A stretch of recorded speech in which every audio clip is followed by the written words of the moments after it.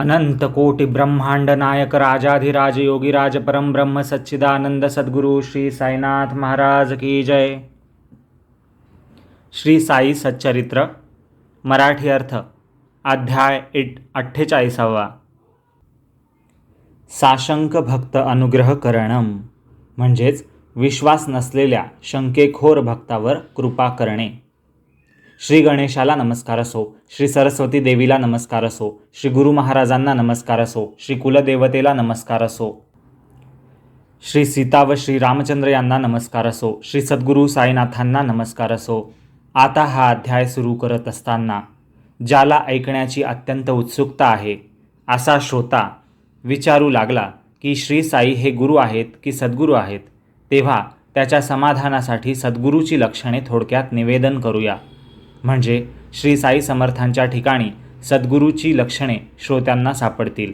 ज्याच्याकडून वेदांचा अभ्यास करवला जातो किंवा सहाही शास्त्रांचे ज्ञान प्राप्त होत असते किंवा ज्याच्याकडून वेदांताचे म्हणजे उपनिषदांचे निरूपण केले जाते त्याला जाणते लोक सद्गुरू म्हणत नसतात। कोणी एक श्वास कोंडून समाधी लावतात, तापवून लाल केलेल्या तांबे वगैरे धातूंच्या मुद्रांनी आपल्या अंगावर भाजून घेऊन चिन्हे उमटवतात किंवा परमात्म्याविषयीचे किंवा वेदांताचे व्याख्यान करून श्रोत्यांचे मनोरंजन करतात, त्यांना विद्वान लोक सद्गुरू म्हणत नसतात।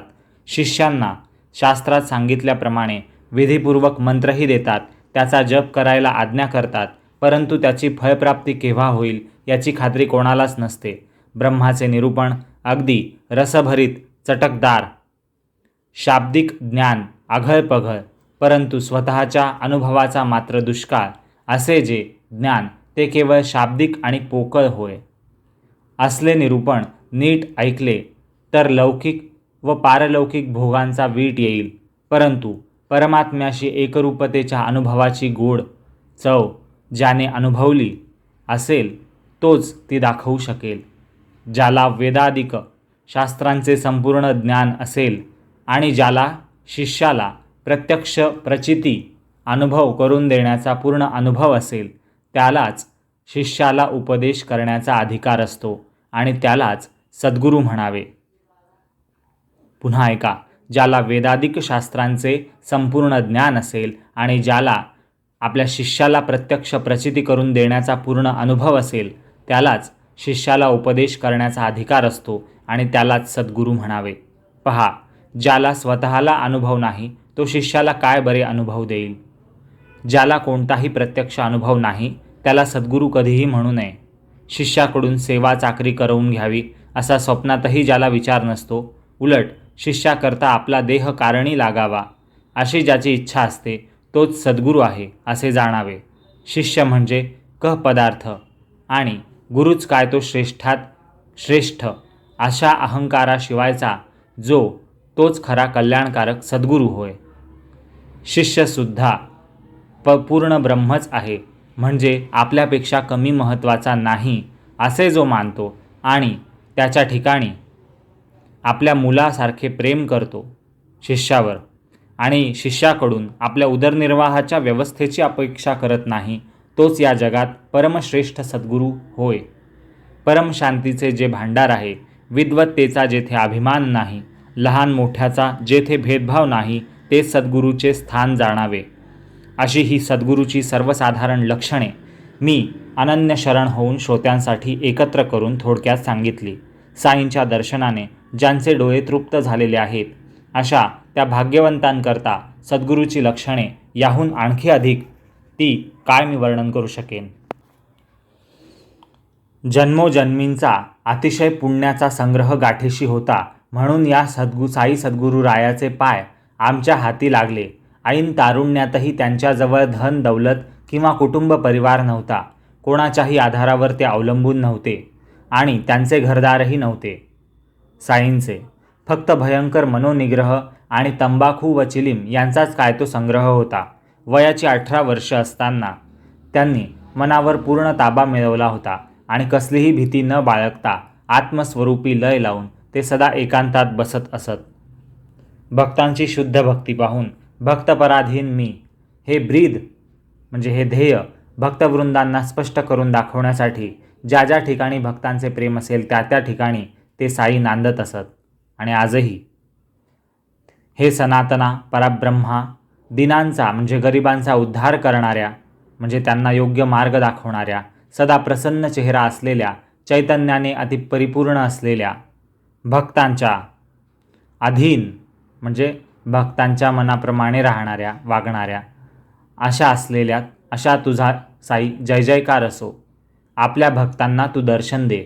हे सुख दुःख, फायदा नुकसान वगैरे द्वंद्वांपलीकडे असलेल्या म्हणजे द्विधा अवस्थांच्या पलीकडे असलेल्या, सगुण आणि निर्गुण म्हणजे रूप गुणांसहित असलेला किंवा निराकार रूप नसलेला आणि गुण नसलेला अशा असलेल्या तू, सर्व काही पाहणाऱ्या, सर्वांच्या पलीकडे असलेल्या अशा तुझा जय जयकार असो.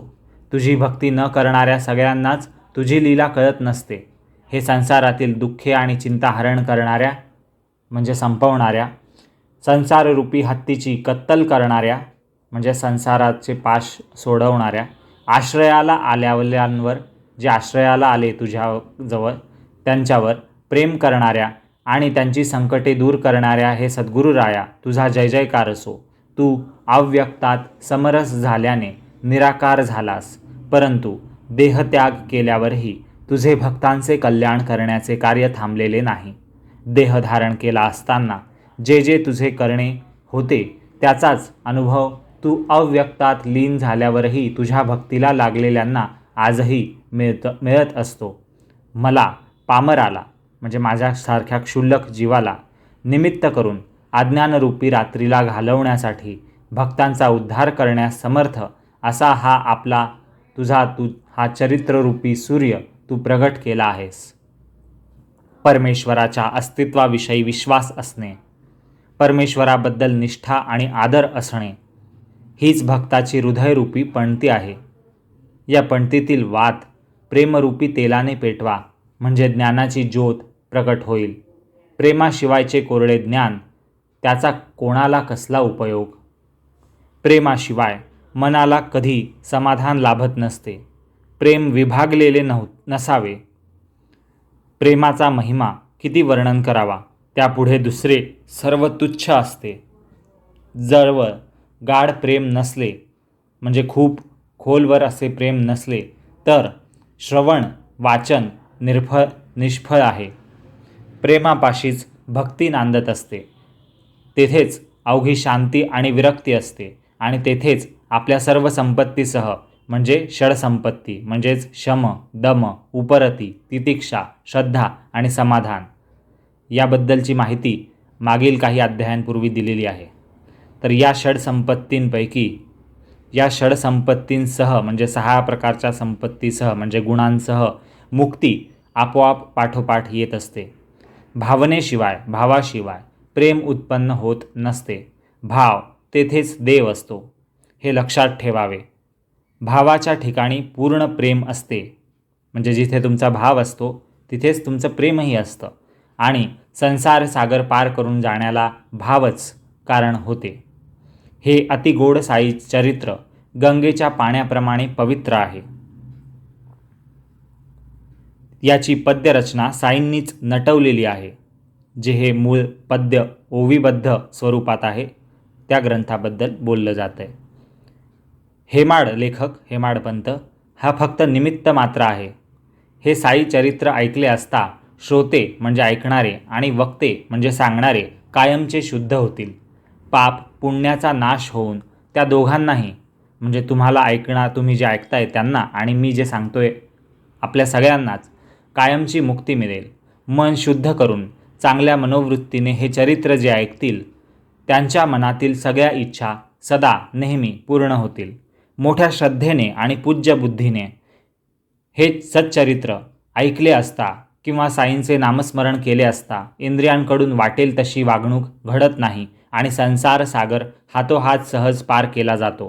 चातकरूपी भक्तांसाठी हे साई सच्चरित्राचे कथन म्हणजे त्यांचे जीवन आहे. श्रोत्यांनी ते ऐकल्यानंतर त्याचे मनन करावे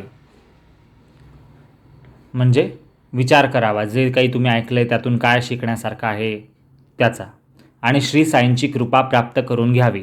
सर्व अवस्थेत सावधान होऊन म्हणजे लक्षपूर्वक सावध दक्ष होऊन श्रोत्यांनी हे चरित्र ऐकले असता त्यांच्या कर्मांची बंधने तुटून त्यांना सहजच पुन्हा पुन्हा जन्म घेण्यापासून मुक्ती मिळेल, सुटका मिळेल. असो, श्रोते मनात म्हणत असतील की कथेला आरंभ केव्हा होणार, म्हणून प्रस्तावनेला सुरुवात करून त्यांची अस्वस्थता घालवतो. मागच्या अध्यायात, ज्या 47व्या अध्यायात वैर म्हणजे शत्रुत्व, ऋण म्हणजे कर्ज आणि हत्या यांची फेड करण्याकरता आणि केलेले कर्म भोगण्याकरता पुनर्जन्म घ्यावा लागत असतो याचे वर्णन झाले. भक्तांना आपल्या पूर्वजन्मीची आणि किंवा कर्मांची आठवण नसते, परंतु संत ते जाणत असतात. मग भक्ताचा कोठेही पुन्हा जन्म झाला असला तरी तेथे जाऊन त्याचे ते साई किंवा तो परमेश्वर किंवा ते सद्गुरू रक्षण करत असतात. अशीच आता एक दुसरी कथा सांगतो. देता घेता बसता उठता संतांच्या पायी विश्वास ठेवला असता भक्तांना आपल्या कार्याची सिद्धी प्राप्त होत असते. कर्माची सुरुवात करताना आधी देवाच्या व गुरुच्या चरणांचे स्मरण केले असता म्हणजे त्यांना नमस्कार केले असता आणि कर्म करण्यात दक्ष राहिले असता म्हणजे प्रामाणिक आणि सतर्क राहिले असता संत स्वतःच भक्ताची काळजी दूर करतात. मी मात्र कर्म करणार, त्याचे फळ देण्यास ईश्वर आणि गुरु समर्थ आहेत असा ज्याचा दृढ विश्वास असेल त्याचे कार्य अवश्य सिद्धीस जाईल, पूर्णत्वास जाईल. संत आधी कठोर भीतीदायक भासतात, परंतु त्यांच्या हृदयात लाभेविण प्रीती असते. म्हणजे कोणताही लाभ मिळवायचा अपेक्षा संतांच्या मनात नसतो. आपल्या मनात थोडा धीर धरला पाहिजे, म्हणजे ते संत शेवटी कल्याण करतील.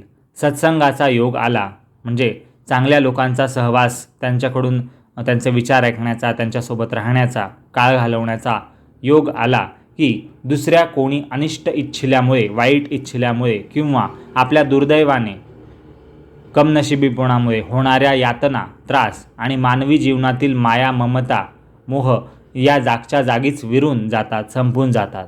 म्हणून त्यांच्या संतांच्या चरणी माणसाने लीन व्हावे, म्हणजे नम्रपणाने आणि निगर्वी होऊन, निगर्वी म्हणजे गर्वरहित होऊन, गर्व सोडून, अहंकार बाजूला ठेवून नम्रपणाने आणि निगर्वी होऊन संतांना शरण जावे. त्यांना आपल्या मनातील गुप्त इच्छा प्रार्थनापूर्वक सांगावी, म्हणजे ते मनाला निश्चिंत समाधान देतील. थोड्याशा ज्ञानाच्या अहंकारामुळे संतांच्या वचनाबद्दल जो साशंक असतो, म्हणजे डाऊटफुल माइंड ज्याचं असतं, त्याचं आधी नुकसान होतं, परंतु मग विश्वास ठेवल्यावर त्याचे शेवटी कल्याणच होते. शुद्ध मनाने किंवा खोटेपणानेही खऱ्या संतांचे पाय धरले असता शेवटी माणूस संसारातून मुक्त होतो, अशी संतांची अलौकिक योग्यता आहे. या अर्थाची उपदेशपर कथा आता समाधानपूर्वक ऐकावी. श्रोत्यांचे मन आनंदाने भरून येईल आणि वक्त्यालाही कथा सांगण्यास उल्हास म्हणजे समाधान वाटेल. अक्कलकोटचे राहणारे सपटणेकर नावाचे वकील यांचा अनुभव ऐका, म्हणजे मन प्रसन्न होईल. रात्रंदिवस वकिलीचा अभ्यास करत असताना त्यांना शेवडे नावाचे वर्गमित्र म्हणजे त्यांच्या शाळा कॉलेजमधले वर्गातले मित्र भेटले आणि त्यांनी एकमेकांच्या अभ्यासाबद्दल विचारपूस केली. इतक्यात दुसरे विद्यार्थीही आले. तेथेच खोलीमध्ये म्हणजे रूममध्ये एकत्र बसले आणि कोणाचा किती अभ्यास झाला हे आजमावून पाहण्यासाठी एकमेकांना प्रश्न विचारू लागले. आपली शंका निवृत्ती व्हावी म्हणून आणि मनाला शांती मिळावी म्हणून ते कोणाचे कोठे चुकते, कोणाचे उत्तर बरोबर येते ते पाहू लागले. त्यात शेवटी शेवड्यांची उत्तरे चुकली म्हणून सर्व विद्यार्थी म्हणाले की हा कसा परीक्षा पास करणार, याचा तर सर्व अभ्यास अपुरा आहे. अशा प्रकारे मित्रांनी जरी शेवड्यांची थट्टा केली तरी त्यांची पूर्ण खात्री होती की त्यांचा अभ्यास पुरा झालेला असो वा नसो ते पास नक्की होणार. ते म्हणाले शेवडे मित्रांना की मी जरी अभ्यास केला नसला तरी माझा साईबाबा मला पास करायला बसला आहे, मी काळजी कशाला करू. हे बोलणे ऐकून सपटणेकरांना आश्चर्य वाटले. शेवड्यांना एका बाजूला नेऊन ते विचारू लागले, अहो हे साईबाबा कोण आहेत, ज्यांचे एवढे गुण तुम्ही सांगता आणि ज्यांच्यावर तुमचा पूर्ण विश्वास आहे, त्यांचे राहण्याचे ठिकाण कोठे बरे आहे.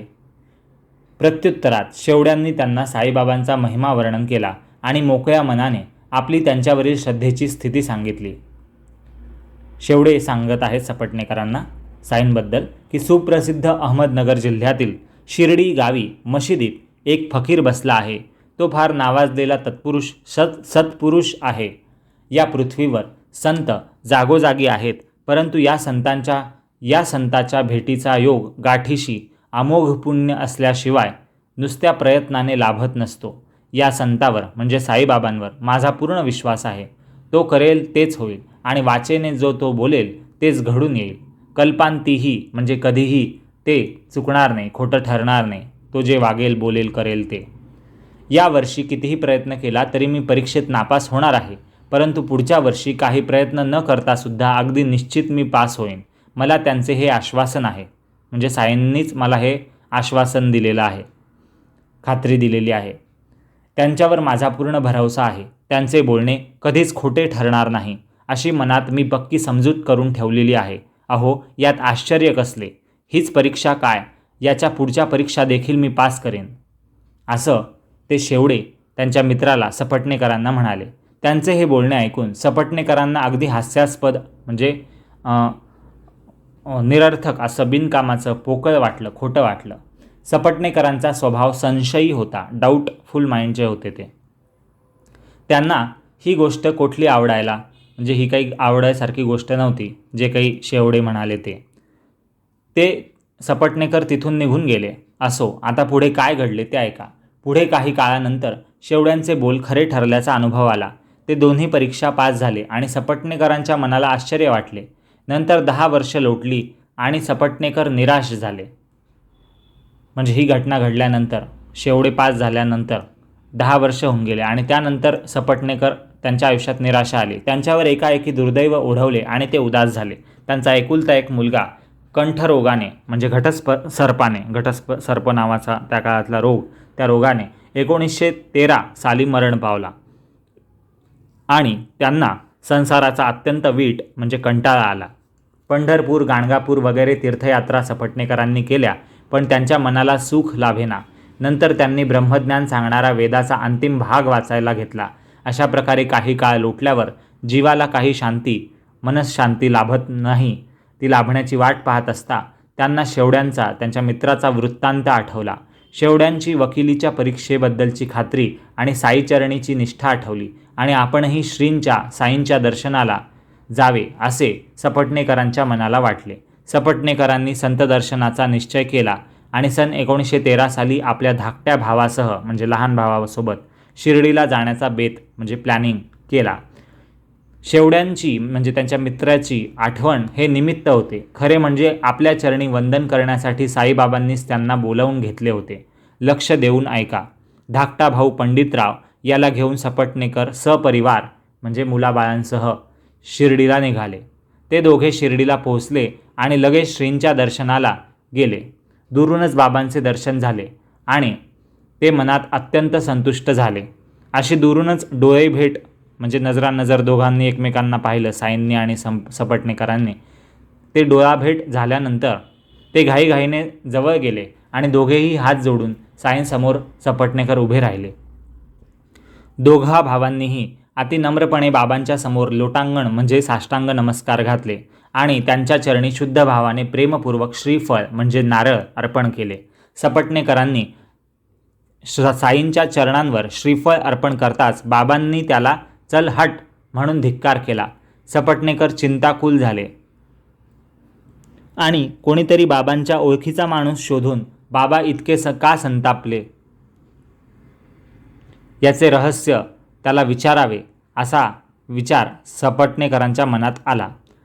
साईंनी दर्शन देऊन ज्यांनी प्रसन्न व्हावे त्याच साईंनी त्याच बाबांचे हे शब्द ऐकून की चल हट म्हणजे इथून चालता हो असं ऐकून अत्यंत खिन्न दुःखी होऊन काळजीने तोंड खाली घालून मागे सरकून बसले सपटणेकर. ते विचार करतायत स्वतः मनात की आता कोणापाशी जावे, कोणत्या भक्ताला विचारावे, बाबांच्या बोलण्याचा उद्देश काय असावा हे कोणाला विचारावे असा त्यांचा हेतू पाहून कोणीतरी त्यांच्या समाधानासाठी बाळा शिंप्याचे नाव सांगितले असता सपटणेकरांनी त्याचा ठिकाणा, बाळा शिंपी याचा ठिकाणा पत्ता शोधून काढला आणि त्या बाळा शिंपी नावाच्या त्या भक्ताला सपटणेकरांनी सर्व हकीकत सांगितली आणि म्हणाले की बाबा मोठ्या कडक शब्दांनी माझा धिक्कार करतात. तुम्ही तरी आमच्याबरोबर येऊन शांतपणे बाबांचे दर्शन घडवा आणि बाबांनी आमच्यावर न रागावता कृपादृष्टी करावी असे करा. बाळा शिंपीने हे मान्य केले आणि सपटणेकर निश्चिंत झाले. बाळा शिंपी याने बाबांचा फोटो विकत आणवला आणि सपटणेकर बाळा शिंपीच्या संगतीत बाबांच्या दर्शनाला निघाले. बाळा शिंपीने बाबांचा फोटो आपल्या हातात घेतला आणि तो देऊन बाबांना विनंती केली. बाळा शिंपी म्हणाला साईंना, देवा, हे कसले चित्र आहे? ते पाहून बाबांनी सपटणेकरांकडे बोट दाखवून उत्तर दिले की या फोटोत याचा यार आहे. म्हणजे या फोटोत मी आहे असं न सांगता साईबाबा सांगताय की या फोटोत हा जो सपटणेकर आहे याचा मित्र आहे. म्हणजे मी हा साई याचा मित्रच आहे, याचा जीवलगच आहे असं साई सुचवतायत त्या वाक्याने की या फोटोत याचा यार आहे. असे बोलून बाबा हसले आणि सर्व मंडळींनाही हसू आले. बाबांनी जरी थट्टेने यार शब्द वापरला आणि सगळ्यांना हसवले तरी तो शब्द त्यांनी मनापासून पूर्ण अर्थाने वापरला होता. थट्टा करायची बाबांची सवयच होती. सपटणेकरांवर ते खरोखरच रागावलेले नव्हते. चल हट असं म्हणणं हे बाबांचं नुसतं सोंग होतं, खोटं खोटं, लटका राग. मग बाळा शिंपीने बाबांना विचारले की बाबा, का हो, याचा अर्थ काय? म्हणजे तुम्ही या फोटोत याचा यार आहे असं म्हणाला, याचा काय अर्थ आहे? आणि लगेच सपटणेकरांना म्हणाले, चला घाई करा, दर्शन घ्या असं बाळा शिंपी म्हणाला. सपटणेकरांनी नमस्कार करताच चल हट शब्द त्यांच्या कानावर पडले. तेच पूर्वीचे चल हट अजून माझी पाठ पुरवीत आहे. तेव्हा आता काय मार्ग शोधावा याचे मोठे कोडे सपटणेकरांना पडले. कारण साई पुन्हा म्हणले की चल हट. मग ते दोघे बाबांसमोर हात जोडून वाट पाहत उभे असता शेवटी निघून जा येथून सत्वर अशी बाबांची आज्ञा झाली. त्यावर ते दोघे विनयपूर्वक म्हणाले की स्वामी समर्था, तुमच्या आज्ञेचा भंग करणे कोणालाही कधीही शक्य नाही. तेथे आम्हा पामरांची गोष्ट ती काय? याच घटकेला आता आम्ही निघालो. आपण महाउदार आहात असे ऐकून आम्ही आपल्या दर्शनाला आलो तर चल हट या धिक्कारयुक्त शब्दांनी आमचा सत्कार झाला. कसला हा चमत्कार आहे हे तुम्ही का म्हणत आहात हे आम्हाला कळत नाही. असो. नंतर काय म्हणाले ते सपटणेकर की आमच्यावर कृपादृष्टी असू द्यावी, आम्हाला आशीर्वाद द्यावा आणि पुन्हा आपले दर्शन व्हावे असे आश्वासन सपटणेकरांनी मागितले. असो. असा कोण विद्वान असेल की जो बाबांचे मनोगत जाणू शकेल. म्हणून झालेली आज्ञा वंद्य मानून सपटणेकर बंधू आपल्या ठिकाणी परत गेले. असे त्यांचे प्रथम दर्शनाच्या वेळी घडले. म्हणून ते दोघे फार निराश झाले आणि किंचितही विलंब न करता आपल्या गावी परत गेले. पुढे आणखी 1 वर्ष गेले तरीही सपटणेकरांचे मन स्थिर झाले नाही. पुन्हा गाणगापूरची यात्रा केली तर चित्त जास्तच भडकले. मग विश्रांतीसाठी ते आपल्या वडिलांकडे माढे गावी गेले आणि शेवटी तेथे काशी क्षेत्राला जाण्याचा त्यांनी तिथून विचार केला. आता काशीला जाण्याला 2च दिवस उरले होते. तोच त्यांच्या पत्नीला एक दृष्टांत झाला. म्हणजे स्वप्नात एक प्रत्यय आला आणि काशीचा प्रवास त्यांचा तसाच राहिला, म्हणजे कॅन्सल झाला. दृष्टांताचा चमत्कार कसा होता त्याचा अपूर्व प्रकार आता सांगतो. म्हणजे सपटणेकरांच्या पत्नीला काय दृष्टांत झाला, काय स्वप्न दिसलं ते ऐका. श्रोत्यांनी ते ऐकण्यास तयार व्हावे. बिछाण्यावर झोपलेली असताना, बिछाना म्हणजे झोपण्याची जागा, बेड, तर त्या बाईला स्वप्नात दिसले, सपटणेकरांच्या बाईला, की आपण घागर घेऊन लक्कडशाच्या विहिरीवर गेलेलो आहे. तेथे लिंबाच्या झाडाखाली डोक्याला फडके गुंडाळलेला एक फकीर आपल्याजवळ आला आणि अति कोमल स्वरात म्हणाला की बाळे, उगाच का कष्ट करून घेतेस, मी तुझी घागर स्वच्छ पाण्याने भरून देतो. असा तो फकीर म्हणाला. आपल्याला त्याची भीती वाटली आणि रिकामीच घागर घेऊन आपण घराची वाट धरली. परंतु फकीर मागोमाग आला आणि इतक्यात आपले डोळे उघडले. असे पत्नीच्या स्वप्नाचे वर्णन ऐकून सपटणेकरांनी शिर्डीला पुन्हा जाण्याचे ठरवले. त्याच क्षणी ते दोघे पती पत्नी शिर्डीला निघाले, काशीचा प्लॅन कॅन्सल करून, आणि दुसऱ्या दिवशी शिर्डी गावी जाऊन पोहोचले. पोहोचताच मशिदीत गेले तर बाबा यावेळी लेंडीबागेत गेलेले होते फिरायला. मग बाबा परत येईपर्यंत ते दोघे मशिदीतच वाट पाहत तिथेच बसली. इतक्यात बाबा परत आले. स्वप्नात जी मूर्ती पाहिली होती तीच आपादमस्तक, हुबेहूब, नखशिखांत, पूर्णपणे तीच मूर्ती, तेच रूप समोर पाहून प्रत्यक्षपणे बाई ती सपटणेकरांची बाई आश्चर्यचकित झाली आणि ती टक लावून पाहतच राहिली साईंकडे. साईंचे बाबांचे पाय धुणे झाल्यावर बाई दर्शन घ्यायला गेली आणि साईंच्या चरणांना नमस्कार करून त्यांच्याकडे पाहतच बसली. तिची पूज्य बुद्धी पाहून साईंच्या मनाला आनंद वाटला आणि बाईच्या व्यथेचे निवारण करणारी कथा हळूच सांगण्यास साईंनी स्वतः सुरुवात केली. आपल्या नेहमीच्या पद्धतीप्रमाणे बाबा तेथे असलेल्या तिसऱ्या एकाला आपले दुखणे प्रेमपुरस्सर सविस्तर वर्णन करून सांगू लागले. तसे पाहिले तर त्या बाईची ही गोष्ट त्या बाईलाच सांगायची असता तिच्यासमोर तिसऱ्याला स्वतः साई सांगत असतात तिचीच गोष्ट. असं असताना बाईने ती अगदी लक्षपूर्वक ऐकली. म्हणजे हे बाई सांगणार होती तिचं गोष्ट साईंना, पण साईंना ते माहिती आहे आणि म्हणून साई असं सांगताय इतर भक्तांना की ही माझी गोष्ट आहे, पण ॲक्च्युली साई बाईची गोष्ट मनातली व्यथा सांगत आहेत स्वतःची दाखवून. साई म्हणतायत सगळ्यांना, माझे हात, पोट आणि कंबर खूप दिवसांपासून अतिशय दुखत आहे. औषधे करून मी थकून गेलो, परंतु दुखणे काही बरे होत नाही. औषधं खाऊन मी कंटाळलो, पण गुण मुळीच येत नाही, म्हणजे मी काही बरा होत नाही. परंतु आता मला आश्चर्य वाटते की ते दुखणे एकाएकी गेले कसे. असं साई म्हणाले. अशी ही कथा त्या बाईचे नावही न घेता त्या बाईचीच ही कथा तिच्या मनातलं हे तिसऱ्यास सांगितलं. साईंनी इतर भक्तांना सांगितलं. परंतु ही सर्व कहाणी त्या बाईचीच होती आणि तिचाच त्याच्याशी संबंध होता. पुढे 1-2 महिने उलटल्यावर बाबांनी ज्या स्वतःबद्दलच्या व्यथांचे वर्णन केले होते त्या तिच्या स्वतःच्याच व्यथा होत्या, रोग होते, ते पूर्ण बरे झाले पुढच्या काही महिन्यात, 1-2 महिन्यात. तेव्हा तिलाही खात्री पटली आणि तिची मनातील इच्छा पूर्ण झाली. इकडे तिचा नवरा सपटणेकर जे दर्शनाला गेले तर बाबांनी पूर्वीप्रमाणे चल हट म्हणून पुन्हा संभावना केलीच. सपटणेकर मनात विचार करू लागले की मला कळत नाही माझी चूक ती काय. बाबा नेमका माझाच धिक्कार का करतात. मी नमस्कार केला असता त्यांचे ठराविक उत्तर असते चल हट म्हणून. पूर्वजन्माचे माझे काय दुष्कर्म असेल की ज्यामुळे ते माझ्यावरच रागवतात आणि इतरांबरोबर माझ्या देखत अत्यंत प्रेमाने वागतात. तसे पाहिले तर कोठे तर सांज सकाळी लोक बाबांजवळ सदा दिवाळीचा अनुभव घेतात. तसे पाहिले तर सांज सकाळी म्हणजे नेहमीच लोक बाबांजवळ सदा दिवाळीचा म्हणजे उत्सवाचा अनुभव घेतात, आनंदाचा अनुभव घेतात आणि माझ्याच कपाळी हे चल हट असे शब्द का. कोठे माझे कर्म हाताबाहेर जाऊन माझ्याकडून अधर्माचे आचरण घडले असेल आणि अनेक पापांचा मी धनी झालो असेल.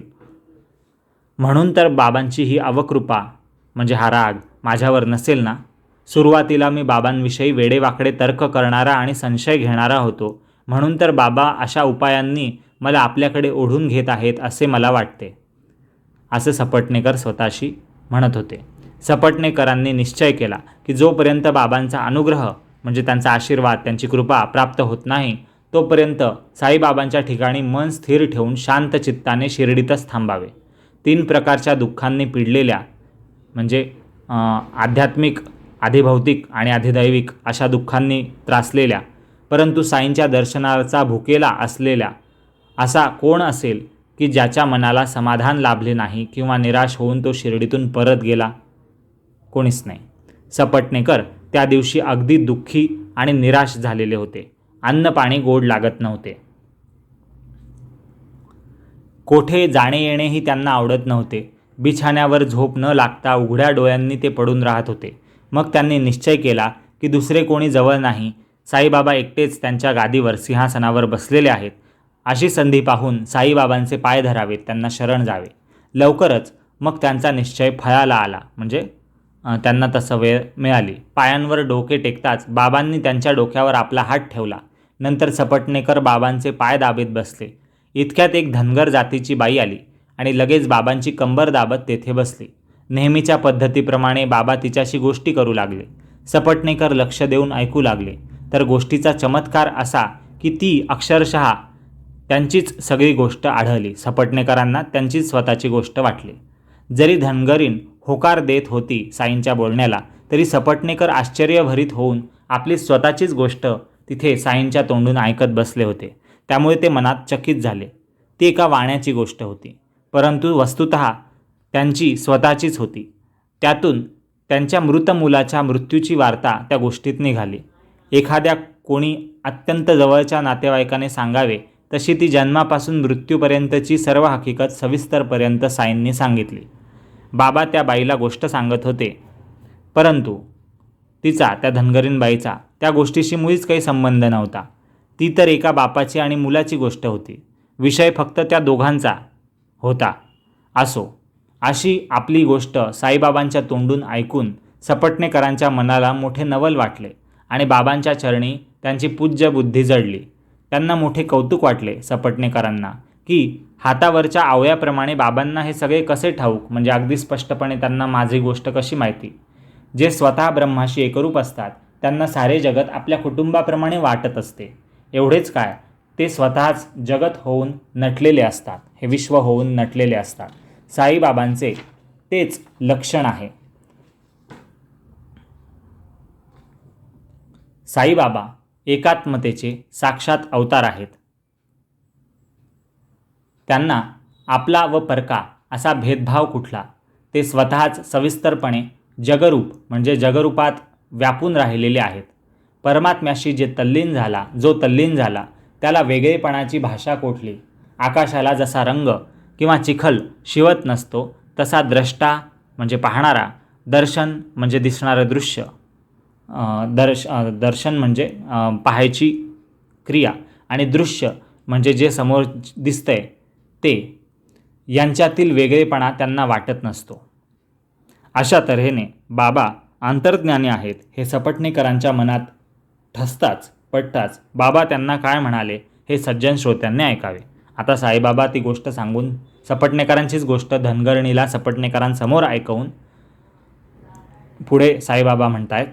सपटणेकरांकडे बोट दाखवून आश्चर्य करीत बाबा म्हणाले की मी याचे पोर मारले असा हा माझ्यावर आरोप ठेवतोय. अरे मी काय लोकांची पोरे मारत असतो का? हा का मशिदीत येऊन रडतो? बरे, आता मी असे करतो की त्याचा मुलगा त्याच्या पोटी मी आणतो. त्या बाईला तिचा मेलेला रामदास नावाचा मुलगा जसा मी परत दिला तसाच त्याच्या मुलाला त्याच्या पोटी मी परत आणतो, असं साई म्हणाले. हे ऐकून सपटणेकर बाबांकडे नजर लावून वाट पाहत बसले. बाबांनी त्यांच्या डोक्यावर हात ठेवला आणि धीर देत म्हणाले. साई म्हणाले सपटणेकरांना हात ठेवून डोक्यावर की हे पाय फार पुरातन आहेत. तुझी काळजी दूर झाली. माझ्यावर पूर्ण भरवसा ठेव. लवकरच तू कृतार्थ होशील. असो, बाबांचे पाय दाबेत बसले असताना सपटणेकरांचे हे कानाला गोड लागणारे मधुर शब्द ऐकून की मी पुरातन आहे, माझे पाय चरण पुरातन आहे आणि तुझी काळजी आता दूर झाली आहे, माझ्यावर पूर्ण भरवसा ठेव, तू लवकरच कृतार्थ होशील, हे गोड लागणारे शब्द, कानाला गोड लागणारे शब्द ऐकून सपटणेकरांचे डोळे आनंदाश्रूंनी भरून आले आणि त्यांनी बाबांच्या पायांवर डोके ठेवून नमस्कार केला. त्यांचे अष्टभाव दाटून आले, म्हणजे 8 प्रकारचे वेगवेगळे भाव प्रदर्शित झाले नकळत. डोळ्यातून आनंदाश्रू ओघळू लागले आणि मग त्या अश्रूंनी प्रेमाने ओथंबून जाऊन त्या अश्रूंनीच बाबांचे चरण सपटणेकरांनी धुतले. बाबांनी पुन्हा डोक्यावर हात ठेवला आणि बाबा म्हणाले की आता शांत होऊन स्वस्थ बैस. तेव्हा सपटणेकर आनंदित मनाने मुक्कामाच्या जागी परत आले. नैवेद्याची सपटणेकरांनी तयारी केली आणि आपल्या पत्नीच्या हातात देऊन पूजा आणि आरती झाल्यावर ते ताट बाबांपुढे सारले म्हणजे सरकवले. मग त्या ताटाभोवती पाणी फिरवून विधीपूर्वक डोळ्यांना स्पर्श करून ओम प्राणाय स्वाहा, ओम अपानाय स्वाहा वगैरे म्हणून मग तो नैवेद्य बाबांना सपटणेकरांनी अर्पण केला. नंतर नित्यक्रमाप्रमाणे म्हणजे नेहमीच्या कामांनुसार बाबांनी त्या ताटाला हात लावून नैवेद्य स्वीकारल्यावर सपटणेकरांना आनंद वाटला. मग त्या प्रसंगी इतर भक्त साईबाबांच्या पाया पडत होते. त्या गर्दीत सपटणेकर शिरले आणि चटकन जाऊन त्यांनी बाबांना पुन्हा नमस्कार केला. अशा त्या घाईत डोक्याला डोकी आपटू लागली हे पाहून बाबा सपटणेकरांना हळूच काय म्हणाले पहा. बाबा म्हणाले गर्दीमध्ये, अरे कशाला पुन्हा पुन्हा नमस्कार, एक वेळ आदर सत्कारपूर्वक केलास तेवढा पुरे. असो, त्या रात्री चावडीची मिरवणूक होती जी 1 दिवसाआड होत होती. सपटणेकर मोठ्या आवडीने आणि भक्तीने पालखीच्या पुढे हातात दंड धरून आनंदभराने निघाले. चावडीची मिरवणूक श्रोत्यांना आधीच ठाऊक आहे. मागच्या एका अध्यायात याविषयीची कथा विस्तृतपणे झालेली आहे. चावडी वर्णनम नावाचा अध्याय.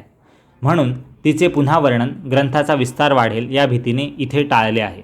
त्या रात्रीला, त्या चावडीच्या मिरवणुकीच्या रात्रीला बाबांची अगाध लीला पहा. बाबांकडे पाहताना जणू काय आपण पांडुरंगालाच पाहत आहोत असे सपटणेकरांना वाटले.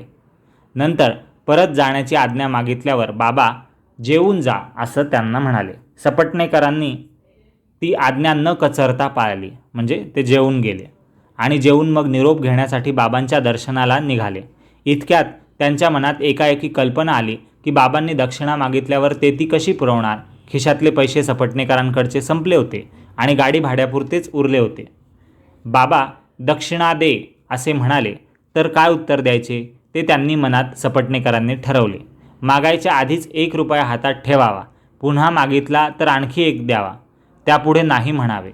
कारण की आगगाडीच्या म्हणजे रेल्वेच्या भाड्यासाठी म्हणजे तिकिटासाठी जरूर आवश्यक तेवढेच जवळ ठेवले आहेत असे बाबा स्पष्ट सांगावे. असं मनात ठरवून ते बाबांच्या भेटीला गेले. पूर्वी निश्चय केल्याप्रमाणे त्यांनी हातावर 1 रुपया ठेवल्यावर बाबांनी आणखी 1 मागितला आणि तो दिल्यावर बाबांनी अगदी स्पष्ट करून सांगितले, हा घे नारळ, आपल्या पत्नीच्या ओटीत घाल आणि आता तू जीवाची तळमळ सोडून खुशाल घरी जा. तो नारळ त्यांनी घेतला आणि पुढे 12 महिने गेल्यानंतर सपटणेकरांच्या पत्नीच्या पोटी पुत्र जन्माला आला. 8 महिन्यांच्या बालकाला घेऊन ती दोघे पुन्हा बाबांच्या दर्शनाला आली आणि त्याला बाबांच्या चरणी त्यांनी घातले. त्या मुलाला संतांची करणी किती अगाध म्हणजे न कळणारी असते, अफाट असते. मग त्या दोघांनी हात जोडून बाबांना काय विनंती केली ते ऐका. त्या नवरा बायकोंनी, कारण की तिचे रोगही नष्ट झाले आणि त्याच्या मनाची घालमेल नष्ट झाली. त्यांना मूल झालं साईंच्या बोलण्यावर आणि श्रद्धा बसली साईंवर. तर आता त्या दोघांनी हात जोडून बाबांना काय विनंती केली ते ऐका. सपटणेकर पती पत्नी साईबाबांना म्हणताय की बाबा, या तुमच्या उपकाराची फेड आता कशी करावी हे आम्हाला मुळीच कळत नाही. म्हणून आम्ही फक्त तुमच्या चरणांवर आपले मस्तक ठेवतो. आम्ही हीन दीन पामर आहोत, म्हणजे अतिशय तुच्छ आणि गरीब अशा आहोत आम्ही. आम्हा अनाथांवर कृपा असू द्यावी आणि येथून पुढे आम्हाला आपल्या चरणी सदा सर्वदा आश्रय असू द्यावा. जागेपणी आणि स्वप्नात आमच्या मनात अनेक प्रकारच्या विचारांच्या लाटा उमटतात आणि रात्रंदिवस आम्हाला विश्रांती नसते. तरी बाबा आम्हाला तुमच्या भजनी लावा.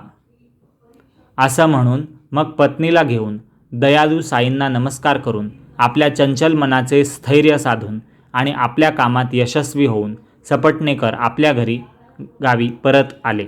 असो पुढे तो मुलगा मुरलीधर आणि 2 मुलगे भास्कर आणि दिनकर यांच्यासह सपटणेकर प्रसन्न चित्त झाले.